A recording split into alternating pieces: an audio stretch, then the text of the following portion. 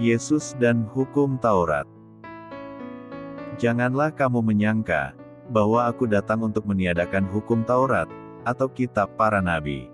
Aku datang bukan untuk meniadakannya, melainkan untuk menggenapinya. Karena aku berkata kepadamu, sesungguhnya selama belum lenyap langit dan bumi ini, satu iota atau satu titik pun tidak akan ditiadakan dari hukum Taurat sebelum semuanya terjadi.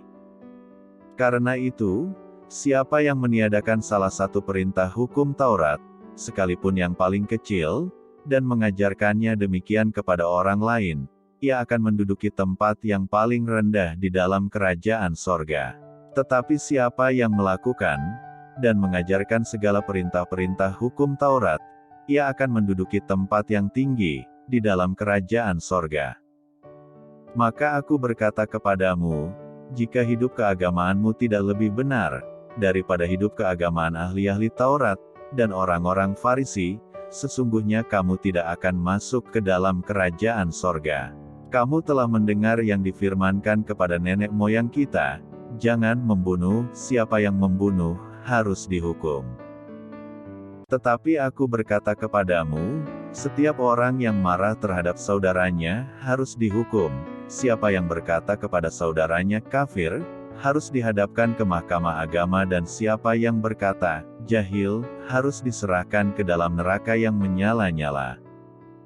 Sebab itu, jika engkau mempersembahkan persembahanmu di atas mezbah, dan engkau teringat akan sesuatu yang ada dalam hati saudaramu terhadap engkau, tinggalkanlah persembahanmu di depan mezbah itu, dan pergilah berdamai dahulu dengan saudaramu. Lalu kembali untuk mempersembahkan persembahanmu itu.